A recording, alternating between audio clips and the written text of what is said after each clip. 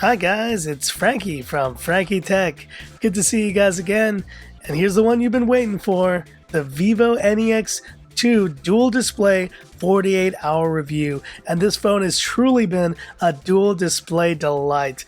I gotta say, and there you see the back screen here, this is just the most unique phone that I think I've ever tested here on Frankie Tech. I thought the Oppo Find X would take the cake, but this phone I think has just surpassed it. And we're going to go down the list in depth on this phone and see if it is worth your dollars right here. Now, the price I paid for this was around 5,500 Hong Kong dollars or 700 USD. Prices will vary. But let's have a look and see, is this phone worth your dollars and all the hype, or is something gonna bring it down? Here we go. So what's inside the box, and I must say it's a pretty sleek unboxing experience. Here you see the dual display, triple camera, and the 10 gigs of RAM, all that kind of information on the back.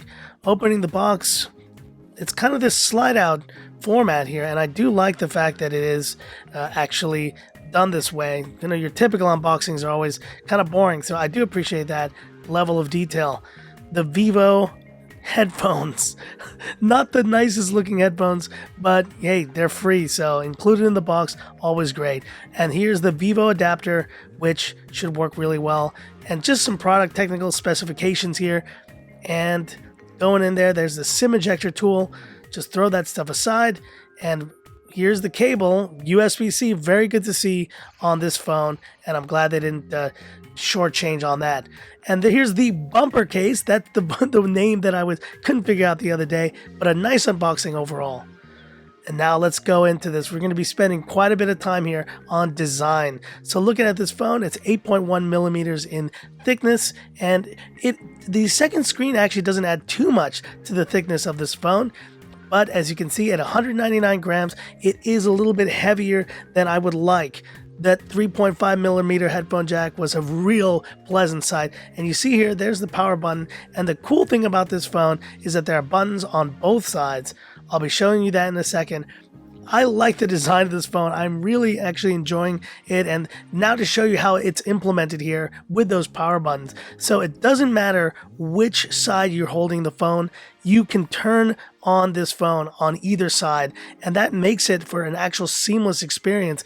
Because of that, I actually think the implementation of the second screen is really great, because you can just take this out of your pocket and just start using it. And what does that second screen enable? You see it here. The bezels on this thing are some of the smallest bezels I've ever seen on a phone. This is slightly larger chin at the bottom, but it is probably one of the smallest chins in all, on any smartphone. You see here, just scrolling through lists and general use, the design is a pleasure to hold. I really love it. And now going into the size comparison versus other phones, we see here the Mate 20X, which clearly is the beast. This phone fits completely in the display area of it. And look at that. How many times will you have the back of a phone with a screen like that? It's just so funny when you compare it next to these other phones like the Pocophone right here. In terms of, there you go, in terms of the back, it's just so crazy. I'm still kind of getting over that. But as you see here, the Vivo NEX 2 is in the middle in range in terms of size of these three phones. And now going into display, and you see here the specs of the two displays on this phone, a 6.39 and a 5.49 super AMOLED displays on these phones. Both have really good 1080p resolutions here. The one negative I've noticed, and you can see it here, is on that second screen. Because of the aspect ratio, when you go into apps, it will do that kind of cropping, and you see here on the main screen that doesn't happen. Looking at display information here, and now going kind of cycling through our typical images. These are Super AMOLED panels, and they look great. I don't think Vivo has shortchanged even on the back screen, and I will be showing that in a second. But looking through dark colors, light colors, and all different kind of more vibrant colors, these displays look solid. And this is the cool thing I wanted to show you guys. With 3 fingers, you can actually flip the screen and go to the other side, and there you go. Now we're on the back of the phone, and now let's in-depth look at this back screen here. Look at those colors. They look great.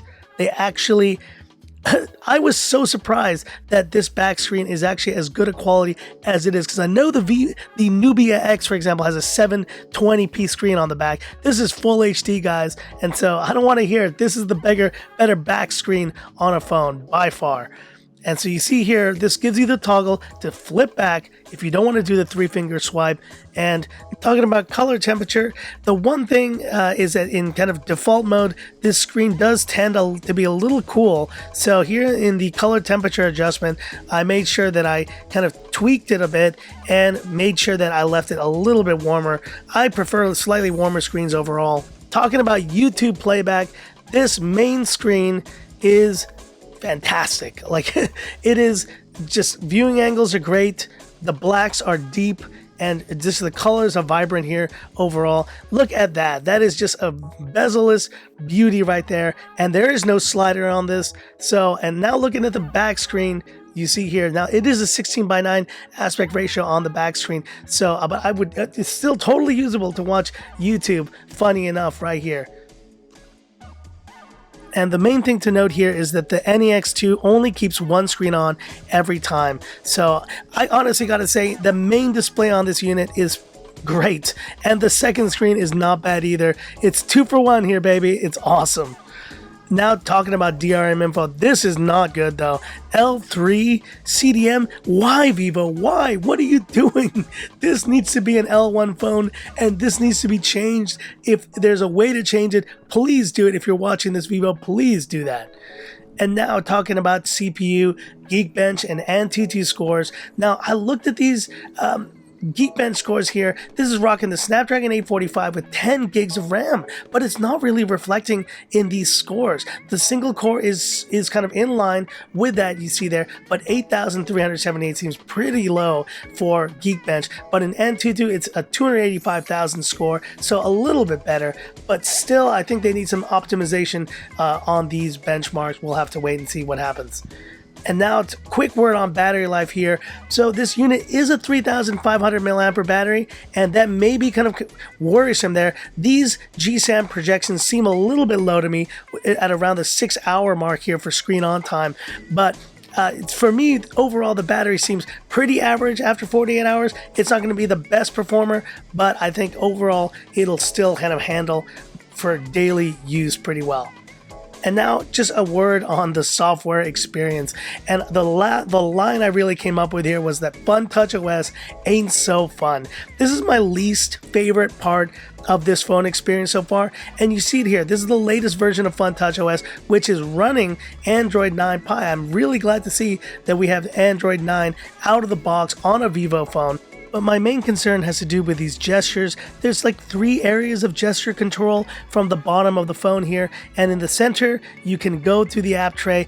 On the left, that is used to go back, and then on the right you access the control center. It's really confusing, and where have I seen this before?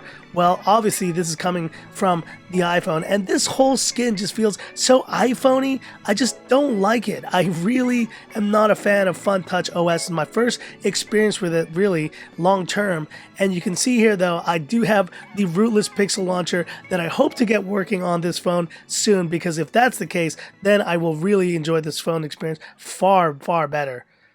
And now going into GPU and gaming performance, specifically on PUBG Mobile right here on Frankie Tech on the bezel-less Vivo NEX2. Looking through all these settings here, I just wanted to point out that I can get the high settings. The high settings were suggested on this phone, obviously with the Snapdragon 845, 10 gigs of RAM, and all that 128 gigs of storage. It'll run it very well. Let's do the classic Frankie Tech swim test here in PUBG. Just keep swimming, just keep swimming. And obviously here with the plane and the jump, performance is great. I haven't seen any issues, any lag as we land down here. I love how the shadows there were rendered. Running around, gotta get some guns here. Gotta pick up some stuff. I haven't played PUBG for a little bit, and so let's have a look how I do here. Walking around. Now let's do this right now. Middle of PUBG, 3-finger swipe, and boom!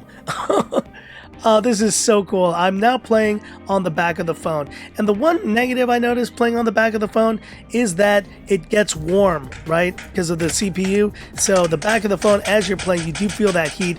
Take that. Just shot this guy. Let's kill him off. Oh yeah. And now let's 3-finger swipe back to the main screen. That'll never get old. As long as I have this phone, I'm going to keep doing that. And now the audio speaker test. Let's have a listen.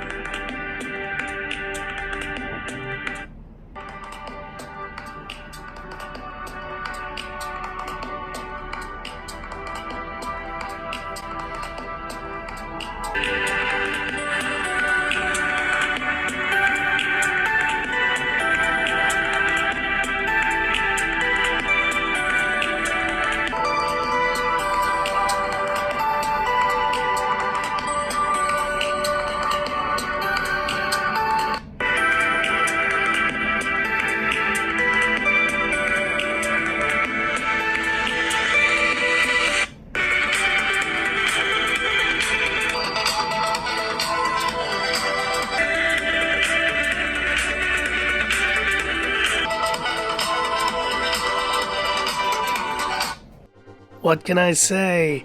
I was actually really surprised. The Pocophone did a great job here, and I think it still edged out the Vivo NEX 2. The Vivo was a little loud, but I think I still like the sound on the Pocophone a bit better. Surprising. And now the final section here, the camera. And this phone has a triple 12, 2, and then TOF sensor with an f1.8, 1.8 aperture on the main sensors and can shoot 4K up to 30 frames per second. Here, toggling through the settings, this phone and camera app may suffer from what I call kind of button or sensor overload. There's so many different sensors everywhere and it can get confusing. But the one interesting thing here you see on the back is that there is this ring, this kind of selfie ring that they call it, and there you see lit up. And so pressing the portrait mode selfie, that will highlight that. I took a photo here, and this photo actually turned out really well. And you see the edge, the portrait edge detection did really well here. So I honestly thought the shots were pretty good. And then I started taking a few more. Here's one with a rainbow, not too bad. But then, what the? Vivo? Beauty mode, WTF? And, oh God, no comment. No comment. So let's go back to the regular rear shooter here now, and let's take a photo of Pinocchio. The quality in good lighting is solid. This phone is great in daylight, but in low light, as you'll see in a moment, it's not the best. And now as I flip to the back screen, the back screen renders this very well as well, but I think you'll be using the main screen here to look at your photos. And let's have a look at some photos now and video of the Vivo NEX 2. Hit me up in the comments what you think.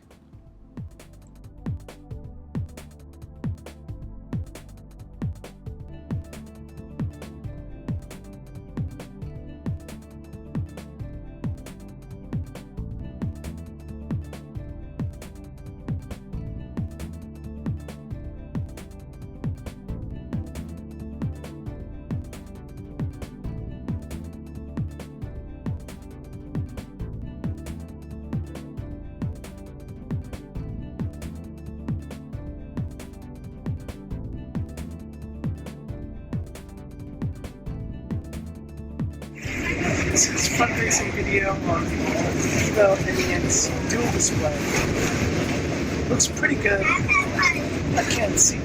Actually, I'm looking at it right now. It's pretty good. I do like the way that it captures the background there. It's kind of a blurred effect. It's really good. Better than I expected, actually.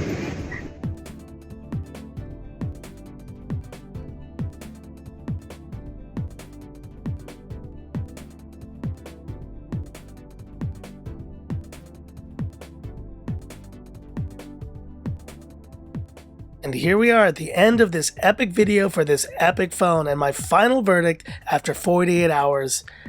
Epic hardware. That is an understatement. But there is something that lets down this phone, and that's the software.